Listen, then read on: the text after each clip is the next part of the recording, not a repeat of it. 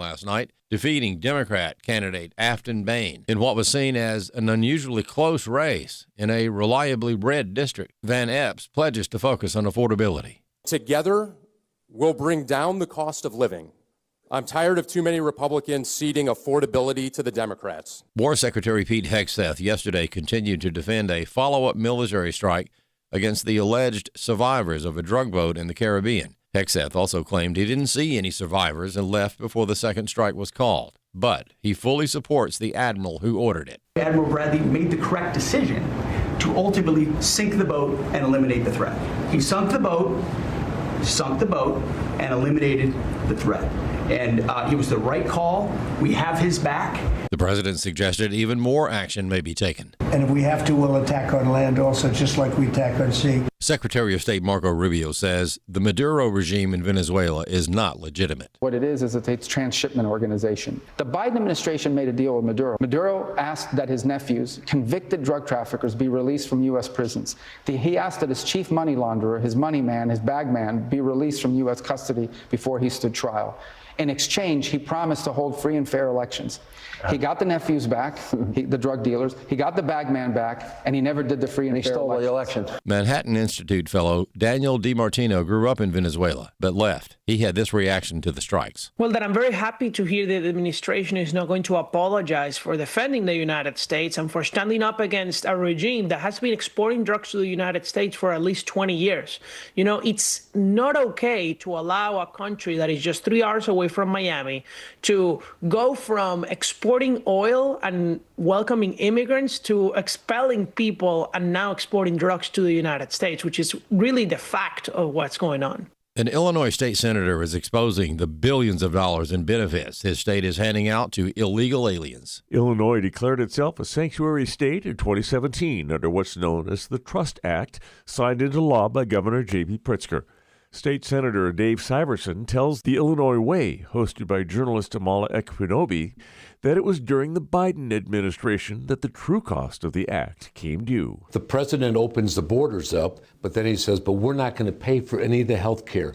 This is 100% paid for by state taxpayers. And he says under a Democrat administration, no expense was spared the state's new guests. The program of health care that they get is actually better than those of our own residents that are on Medicaid. And Syverson says health care was only the beginning of the gravy train for illegals in Illinois. In addition to the over $1 billion cost of health care, we're also providing free daycare for their children, free housing, food subsidies, cash subsidies.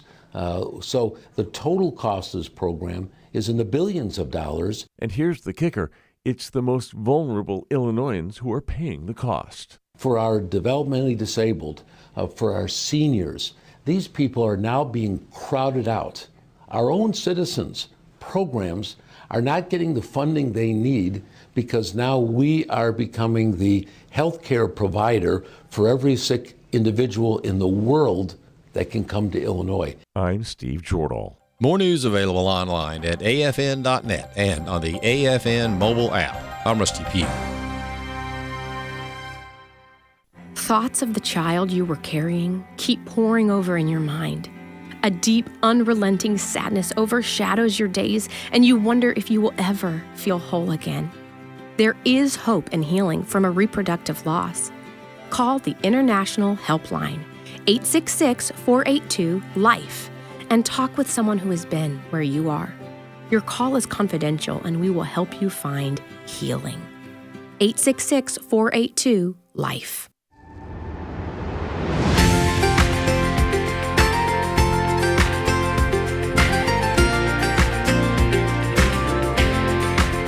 Welcome to Real Truth for Today with Pastor Jeff Schreve, Senior Pastor of First Baptist Church in Texarkana, Texas. Now, here's Pastor Jeff. Well, not quite, folks. This is Bishop E.W. Jackson in for my good friend, Pastor Jeff Schreve. Great to be with you today. Happy to be substituting for him. It's an honor, in fact. And as always, glad to be with you, our audience, our wonderful audience at American Family Radio. Thank you all so much for your prayers, your support. Thank you for listening. Thank you for contributing Uh, we had a great share-a-thon, and God bless you all.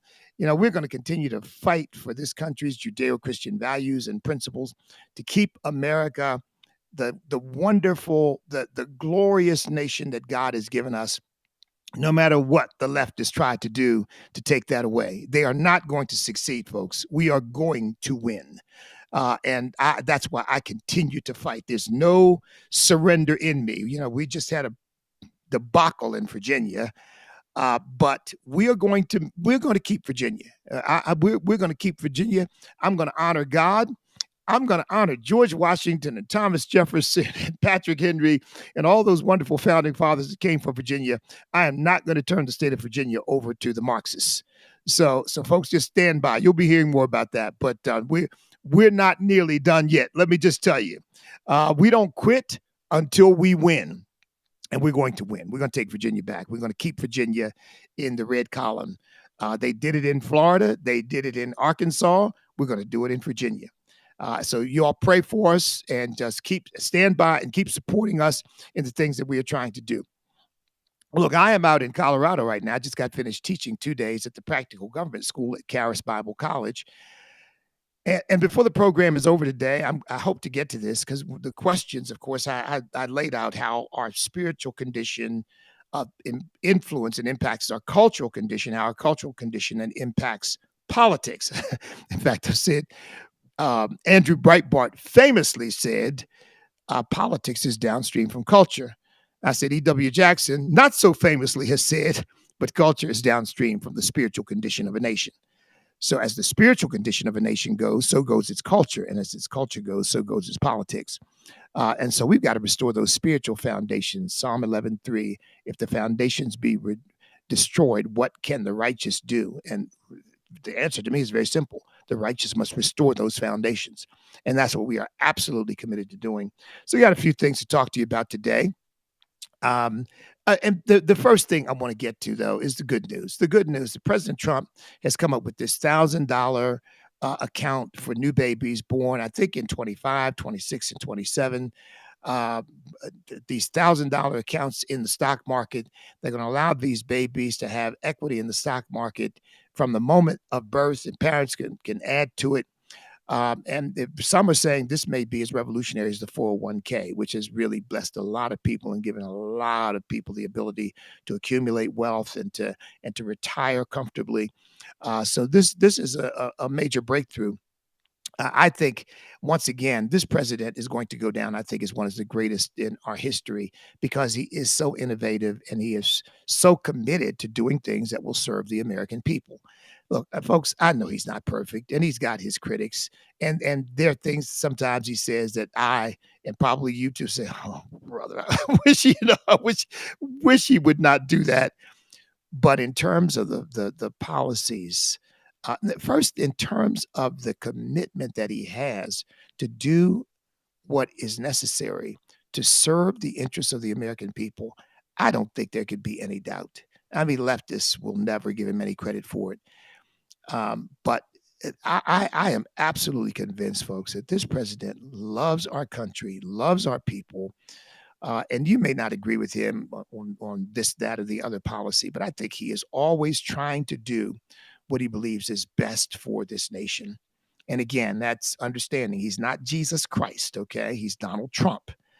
But I am just grateful to God that we have a president who thinks the way he thinks and is always interested in doing what he can for the American people. Now, on top of that, the Dell family has now pledged $6.2 billion to add to the Trump baby accounts, apparently to try to, and he's expecting other billionaires in the country and very, very wealthy people in the country to contribute to this fund that is going to go ultimately to benefit the American people.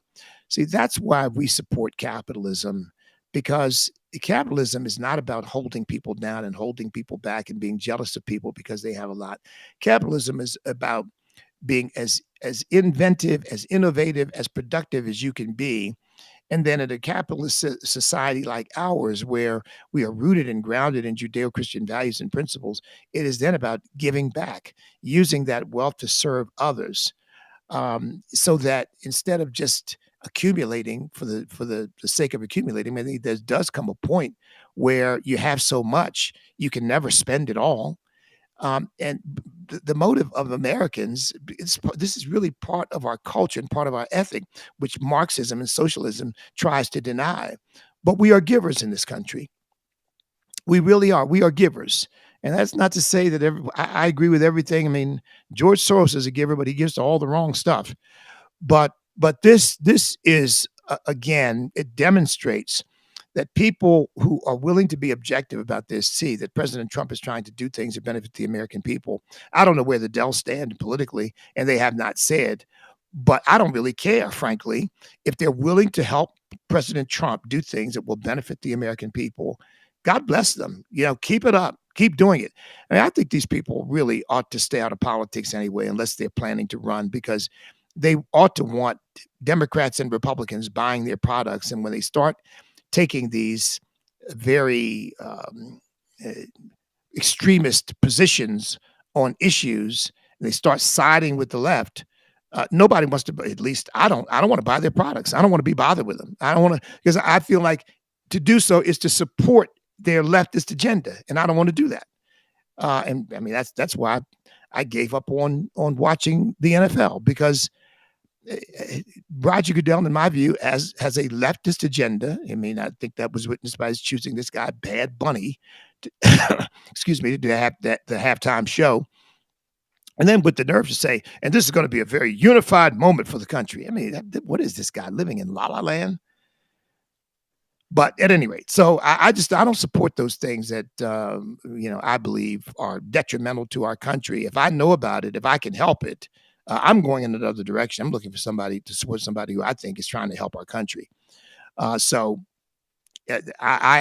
whatever big tech billionaires or anybody else who steps up and wants to really do something to benefit the country, they will certainly have my applause for it, because fine, get it done. That's a whole lot better than people like Bill Gates running around talking about we got to reduce the population by 3 billion people if we're going to destroy the planet, and all this nonsense that he's been doing, and other nefarious things, in my view, that he's been involved with regard to pharmaceuticals and experimenting on people, and a whole bunch of really, really ugly, monstrous stuff. Here's somebody stepping up to do something good. And that to me is why our system allows people to accumulate wealth so that they can do good things with it. I mean, I really think that's at the root of capitalism. I think capitalism is ultimately Judeo-Christian because it allows a person to be rewarded for whatever they create, invent, innovate. They get the rewards, the benefits, and then they can do with it what they will. I mean, we don't have any rules requiring that people give, but it really is part of our culture, at least the Judeo-Christian culture that you and I are fighting to preserve. Giving is part of our culture. The Marxist viewpoint is something entirely different, which is we ought to take wealth from people because they shouldn't have it in the first place. It's too much, and we ought to then decide what we're going to do with it. We meaning the government, ultimately the particular party that gets control of it, and it always leads to poverty and starvation and shortage and disaster. And it's too bad that some of our young people don't fully understand the history of Marxism and communism and socialism and of these collectivist ideologies and what they produce, because they produce nothing but misery. And capitalism has produced in our country the highest standard of living of any nation in the history of the world for ordinary people. And you're not born to, we don't have royalty here, so you not born to royalty, not born to wealth. Just ordinary people born into ordinary circumstances can become fabulously successful in our country because freedom allows them to pursue their dreams, and our capitalist system, our free market system, allows them to reap the benefits and the rewards of what they do. So, and I think trying to get as many Americans as possible to start benefiting from this wonderful system that we have it just helps solidify our commitment to the free market way of life rather than the socialist way of life. So I am elated by this. By the way, to add to it, the president, with this long cabinet meeting that he had yesterday, they are saying that they really think that 2026 is going to be an economic renaissance, because we have not yet begun to see the effects of all the money coming in through the tariffs that the president has imposed. But, the economic disaster that we were being told was going to happen has not happened. But the president says money is rolling in. They're going to turn that money around and reward the American people for it. And again, I know the president is trumped to a little bit of exaggeration. The president is prone, I meant to say, to a little bit of exaggeration. But he says, this could lead to a point where, we don't have to pay taxes to the IRS. Well, I wish we would start considering some other means of collecting our taxes. I'm in favor of either the flat or the consumption tax. I favor the consumption tax a little bit more, because then you don't have any bureaucracy chasing you for money. But boy, wouldn't that be wonderful if the American people didn't have to go spend the billions of dollars that we spend every year filing tax returns. I mean, it is a drag on our economy and a drag on our funds.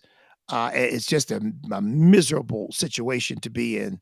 And if there were another way, if this could produce another way for us to collect those taxes, I know that's probably a little bit pie in the sky, but folks, I'll tell you, that would be an economic revolution for this country if the American people no longer had to answer to the IRS, and there was a way of collecting our taxes that didn't involve all these shenanigans that we go through. Because it's a lot. I can't tell you how much work I have to put in when it's tax time for me, because I have a lot of income that comes in with, that not from an employer, but from speaking engagements, and this, that, and the other. I got to gather all that stuff together.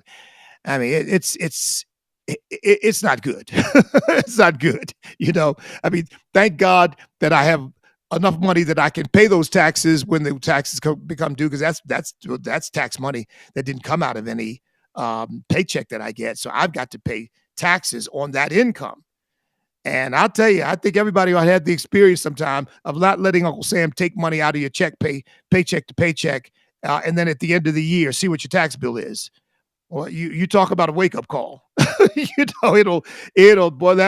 That'll put some starch in you, that you'll realize, oh my, what?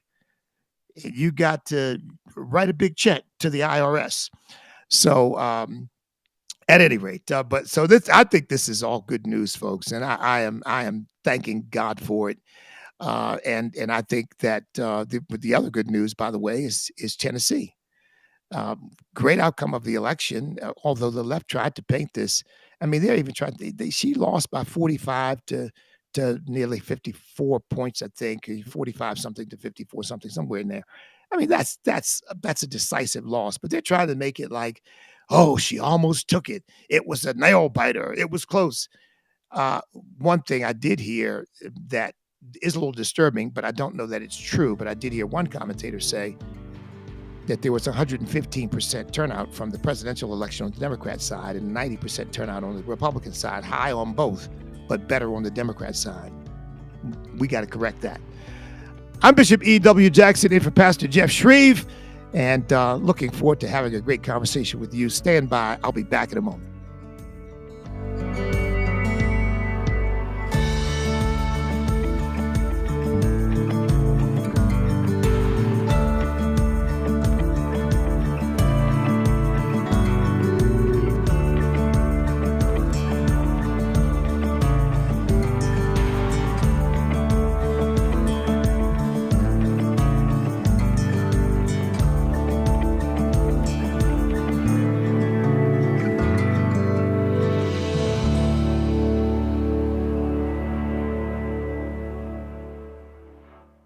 From the big screen to the TV screen to our phone screen, you can't hide the fact that media plays a huge role in today's society, and it shows no signs of slowing down.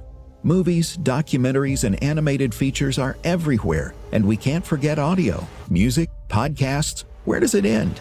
American Family Studios was started to take society's obsession with media and turn it into a ministry opportunity.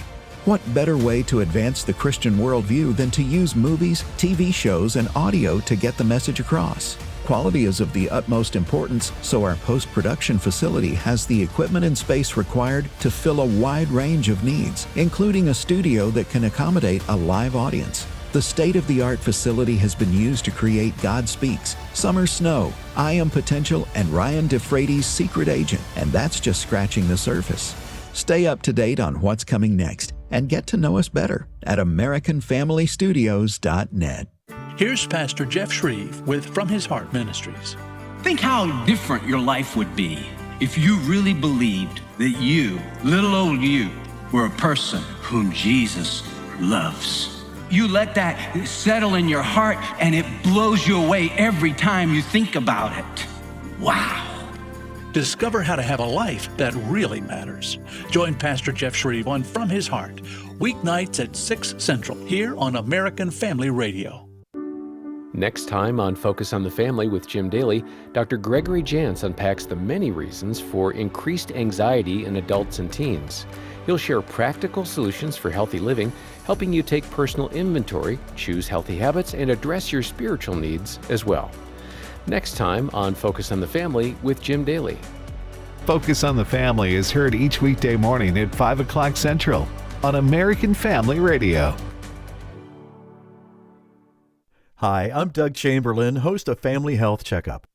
For over 30 years, Samaritan members have come together to share medical costs and lift each other up in prayer. Now, I'm excited to tell you about Redeem Health Share Ministry, Samaritan's next generation of healthcare sharing. Redeem offers affordable, flexible programs that reflect your values and help you manage medical costs with confidence. Each month, members contribute a share amount to help pay each other's medical bills, and you choose the providers and treatments that are right for your family. It's not insurance, it's a community of believers supporting one another through life's health challenges. So, whether it's a routine visit or a sudden emergency, there's a caring Christian community walking with you every step of the way. Redeem Health Share. It's more than healthcare. It's hope. It's healing. It's faith in action. Call 1-844-REDEEM-0 today. Join the movement. Share joyfully. Live redeemed. This is Real Truth for Today. Podcasts of the program are available on the podcast page at afr.net. Now, back to Pastor Jeff Schreve.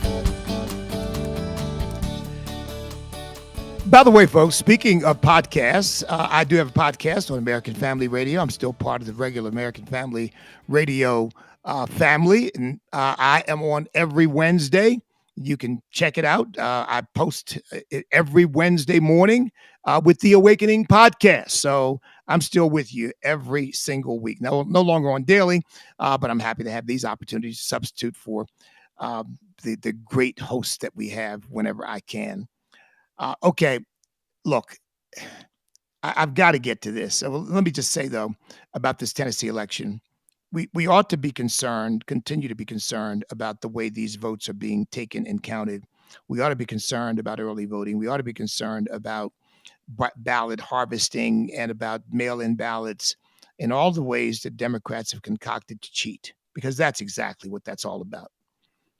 Our elections in Virginia started, I think they opened in September, about a month and a half before the election.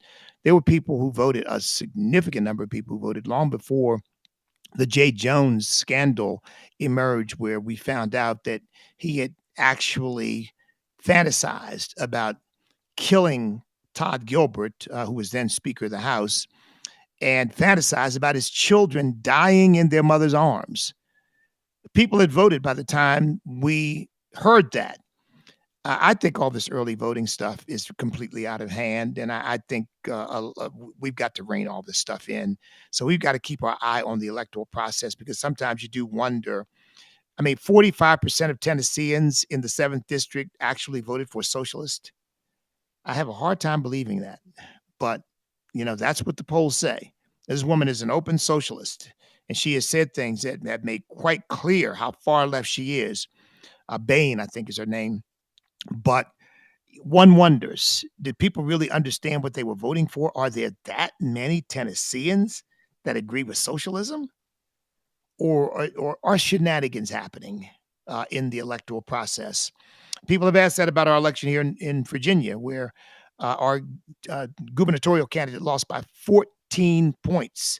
And even our attorney general candidate lost to this monstrous character, Jay Jones, lost by 6 points. We were expecting Jason Miyares to win, and he lost by 6 points. So I think we've got to be vigilant about the electoral process. But I think we've also got to be concerned about being out-organized, because if, in fact, it is true that Dems turned out 115% of the people who showed up for the Trump election last year, if that is true, and remember, Democrats don't operate by persuasion, they operate by force and pressure. They have a machine approach to politics. They don't try to persuade you to go out. They, in effect, they strong arm people. And I don't think it's an exaggeration to say that. I've witnessed it. They strong arm people. They go around and collect people up, and people in nursing homes, people in elderly housing, people in projects. They go around and collect them up and put them on buses. And in some cases, money is flowing, what they call walk-around money. And I'm sure you all have heard that. Money to pastors, money to workers, money to various people. They grease the wheels of politics where they have a machine operation. They grease the wheels of politics with money. And I'm not talking about money spent on advertising or money spent on staffing. I'm talking about money spent to persuade people that it is in their interest to vote for the Democrats because they're the ones who are going to keep rewarding them, if you will, with either with welfare or some kind of government benefit, or just with a little backhand behind the scene political greasing of the wheels. So we conservatives better be very, very vigilant about what's going on in our electoral process. And I've got to get to this, and then I'm going to take your call starting in the next segment. Number is 888-589-8840. By the way, that's 888-589-8840. These attacks on these drug boats, the left is all up in arms about this, that, the president, maybe they struck this one boat twice, meaning that they struck it in order to kill the drug dealers who might not have been killed in the first strike, but were in fact in the water.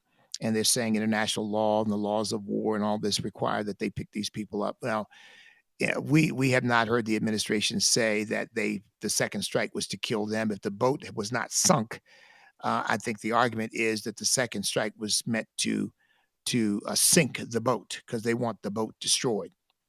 Here's the first thought that comes to mind in this discussion. Why is it that we never hear people on the left express outrage and concern when bad things happen to the American people as a result of illegal aliens, as a result of crime in the streets? Why, as a result of these, we're 100,000 people dying a year in our country from fentanyl.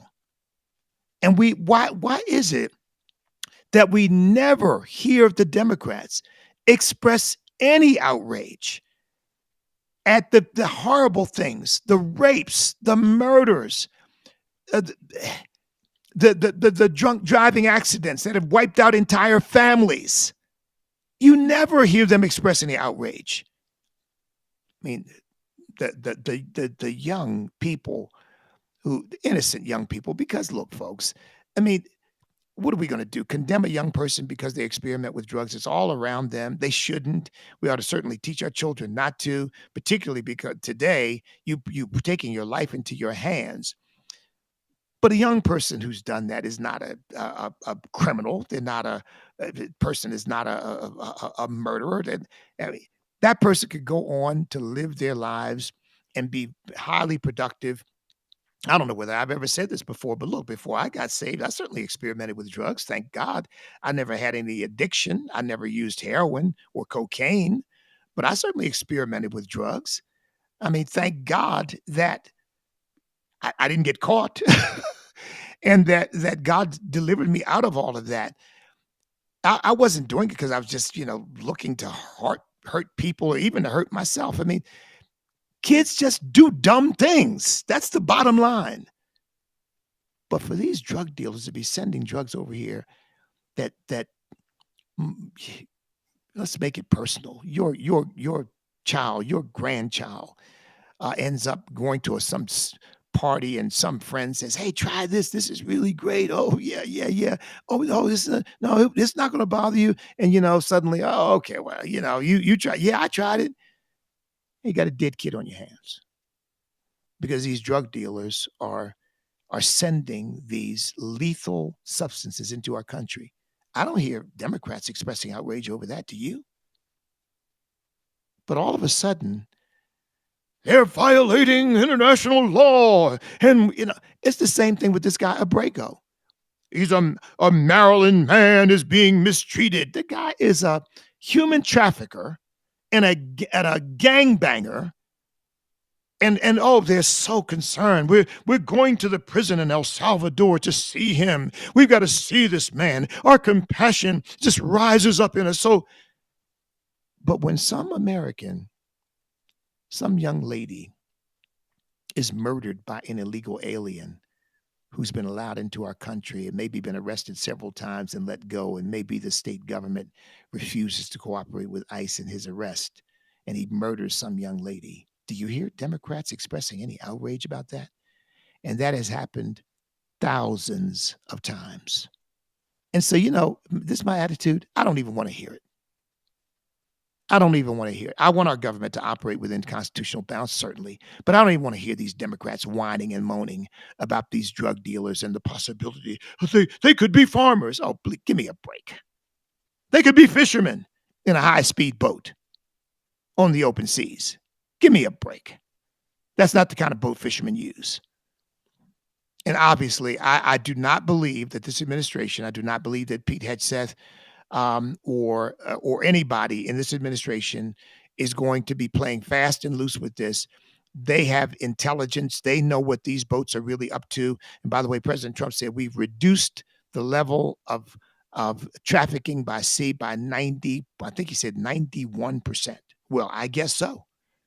When you get in one of these boats, you're likely to be seen by a satellite, and the next thing you know, have a drone drop a bomb on you.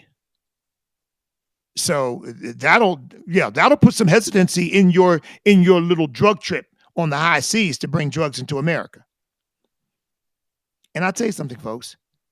And I'm a Christian. I love the Lord. I don't hate people, but I have no sympathy for these drug dealers at all. They've been declared terrorist organizations because they're killing our people. And the president is acting to stop this killing of our people. And that's exactly what our government is supposed to be doing, as opposed to this laissez-faire nonsense that we saw in the Biden administration. As long as you're not hurting an illegal alien, you're good. If you're killing an American, that's okay. On some level, they deserve it. But oh my goodness, if you're mistreating an illegal alien, oh no, that's terrible. You wonder sometimes what is wrong with these people. That's why I say they're a demonic cult, because they are so disconnected from reality and common sense that you and I watch their behavior and listen to their behavior. And it just doesn't make any sense. Well, it does when you think about the fact that all they're interested in doing is advancing the cause of the cult and taking power over the rest. Well, that's pretty good. That's right out of the Holy Ghost presses. Advancing the cause of the cult and taking control of the rest. That pretty much sums it up.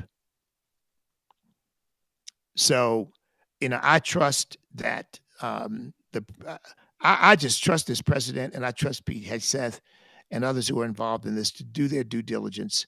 I wholly support this strategy because I think that's what we've got to do. We've got to get aggressive with these cartels and these terrorist organizations that are killing our people, period.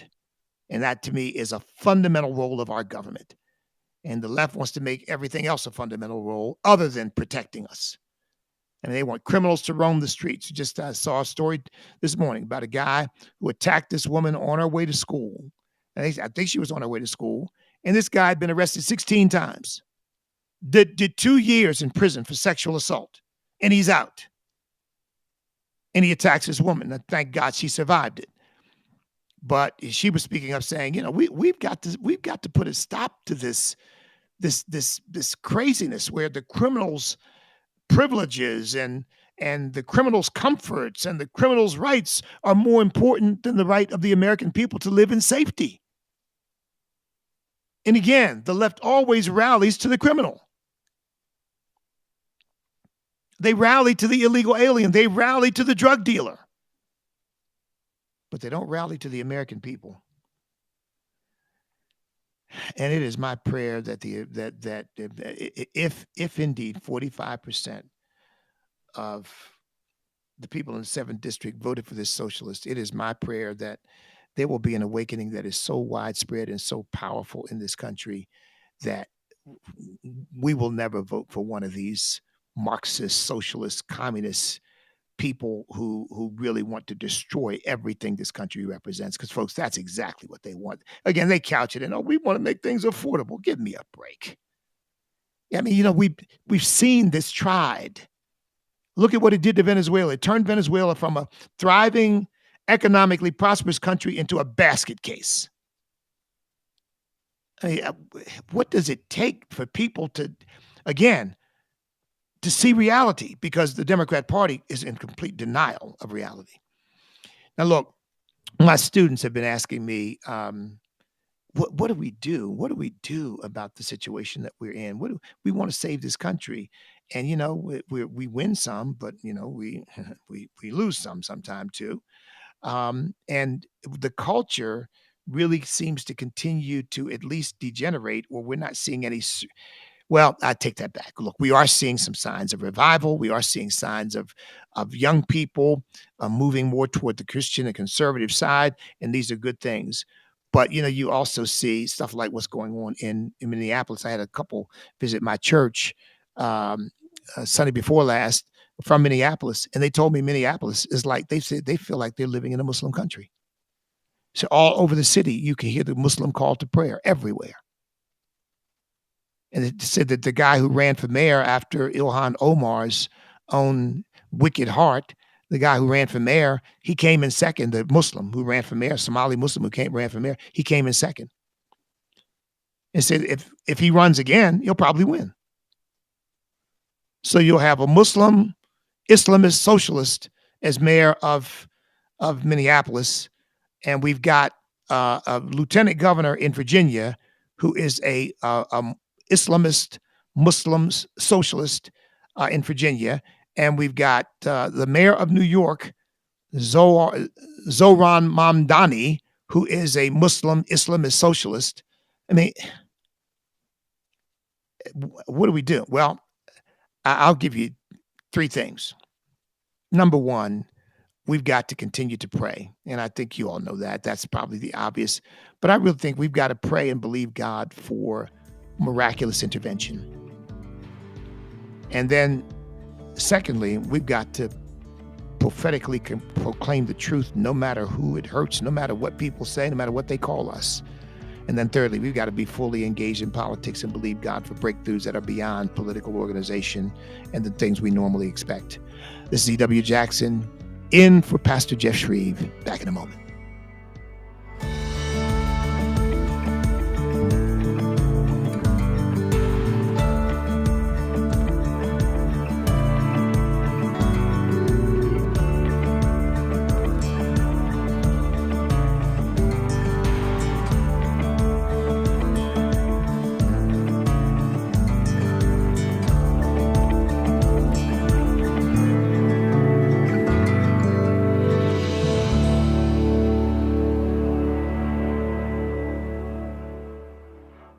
As we watch world events unfold and fulfill Scripture, it's hard to believe anyone could doubt God and His Word are real. And yet there are so many who either question or completely refuse to believe it.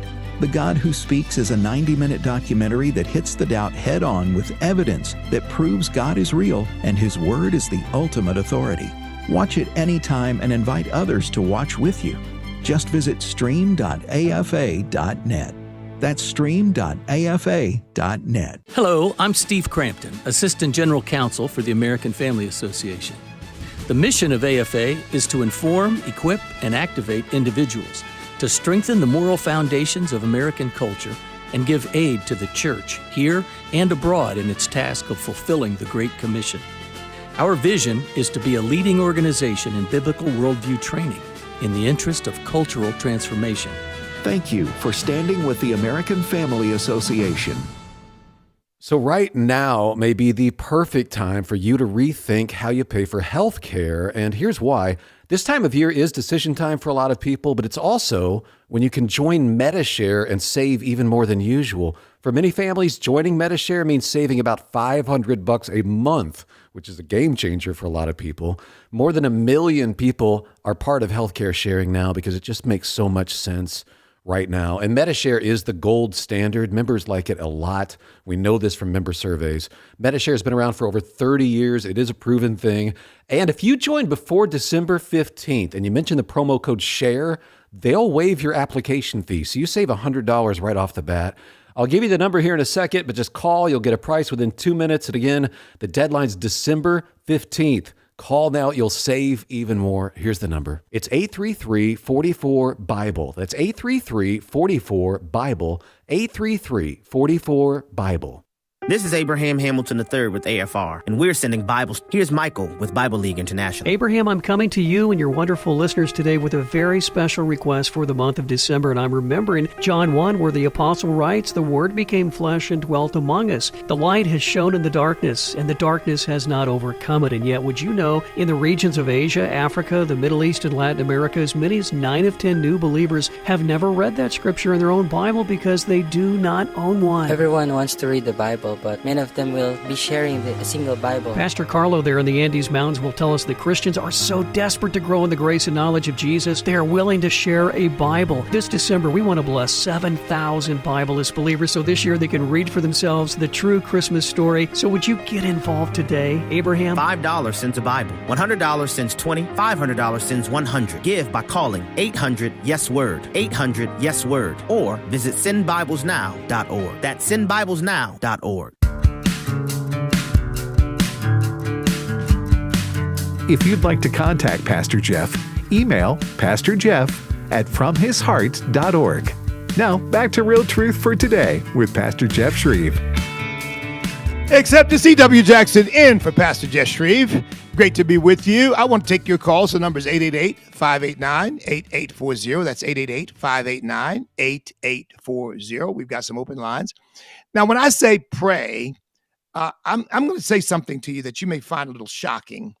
But, you know, I really do believe that it is appropriate to pray imprecatory prayers today. And imprecatory prayers, not a prayer for someone to die or prayer for someone to get sick or prayer for some terrible tragedy to befall someone. I'm talking about the kind of prayer that makes it impossible for these people to carry out their wicked intents. So I there are 3 things in mind when I say that. Pray for confusion in their ranks, that they simply cannot get it together, that they find themselves at odds, they find themselves divided. You know, God did this for many armies that gathered themselves against Israel. And sometimes those armies turned on themselves. They turned on each other. Sometimes they ran because something spooked them, and it was really just the power of God just causing them to see things and hear things that weren't a real threat to them, at least not physically, but they thought they were. They would hear armies coming against them and all that and just flee. In one case, the Syrian army did. Confusion in their ranks, bankruptcy in their finances, that in other words, they can't raise the money that they need to do the terrible things that they need to do. I'll tell you, I don't have a problem praying that financial disaster would befall George Soros and his whole scheme, that they would suffer financial disaster. Not because I want to hurt them personally, but I want to hurt their ability to finance the horrible things that they finance. I know you won't hear this said much, but I think this is an appropriate way for Christians to pray. These people are trying to destroy our country. I don't want them to have the resources to do it. And then pray for stupidity in their rhetoric, that they would expose themselves. See, because they lied to the American people. These people they don't care about affordability. They care about power. But they'll find some label, something. I mean, they keep trying things. Remember, at one point they were saying we've got to drop the F-bomb. I mean, literally, they thought that using the profanity of the F word was going to help them with the electorate. And $20 million, we got to study how to communicate with men. I mean, these people they are in la-la land. I pray that in spite of themselves, they would say what they really think. Because when they say what they really think and the American people hear that, I guarantee you, the American people say, that's nuts. And I don't know what happened with Jay Jones, this guy here in Virginia who fantasized about killing Todd Gilbert and seeing his children die in his arms. I'll tell you what, I'm glad it came out. I'm glad it came out. Now, again, a lot of people had already voted by the time that came out. That's part of the problem. So 888-589-8840 is the number. So we've got to pray. We have got to prophetically proclaim the truth of God's word and believe God for supernatural intervention. And then, of course, we've got to organize politically. We've got to turn Christians out. We've got to get Christians to understand this is, folks, this is really life or death. This is freedom or tyranny. I really believe that this is no joke. This is not business as usual.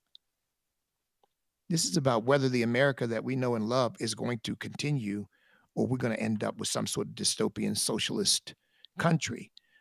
Because they want to turn America into California and Massachusetts and Vermont and Illinois. And those are basket cases. 888-589-8840 is the number. All right, let's get to your calls. Let's see. We've got Lee in Virginia. I've been talking about Virginia a little bit, so let's go to Lee. Lee, welcome. Yes. Thank you, Reverend Jackson. I used to listen to you every day and call you.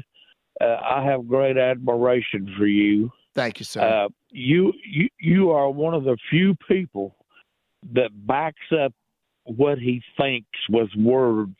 I have quit watching the Super Bowl because of their nasty halftime show. It is not family friendly. They ought to be ashamed. I've quit watching professional basketball because you had this guy out in California, I can't think of his name, Worthington or something, who backed China over the people that was enslaved over there, afraid that they wouldn't carry their ball games. And I live in Virginia. What's happened in Virginia is we have about 6 counties around Washington, D.C., about 4 of them in Virginia, a couple in West Virginia. They're the richest counties in the United States. They all work for the federal government, and they all vote Democrat. And the people out in we're outnumbered where I live. It's 90% conservative, but they. I wonder. Thank you for the call, Lee. I wonder whether, Lee, what part of Virginia you actually live in, because you're right. In Northern Virginia, it is about, in some places, Alexandria, Arlington, Fairfax County. We're losing those cities by 8 and 9 to 1. So you're right about the numbers, but I believe this too. There are a lot of Christian voters out there who don't vote. When I ran, I found that out.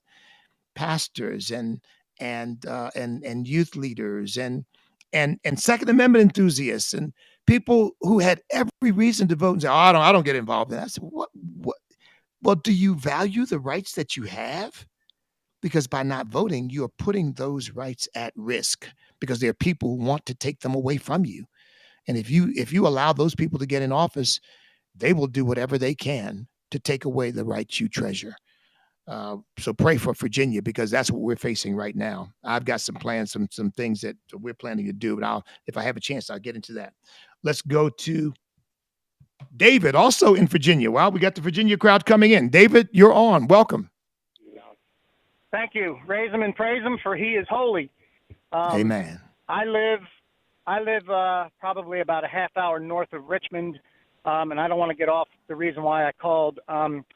you had said a little bit ago, what's it going to take for these people to understand, or what's it going to take to get them to, to do what is right? And I think one of the biggest problem, if not, there's a lot of problems, but people don't have a relationship with Jesus. They don't know truth. They don't really understand what it is, what's going on, and they can't see it because they don't know truth. I mean, God, David, David, let me, because look, I got some other calls, but I'm going to get to this since you brought this up. What do you say then to the people who will tell you, I am a Christian and I voted for Democrat. I know pastors who will say, I voted Democrat because they're committed to social justice and they're committed to racial justice. And what do you say to those people? Do you think that they are Christians, or do you think that they are pretenders? I think that they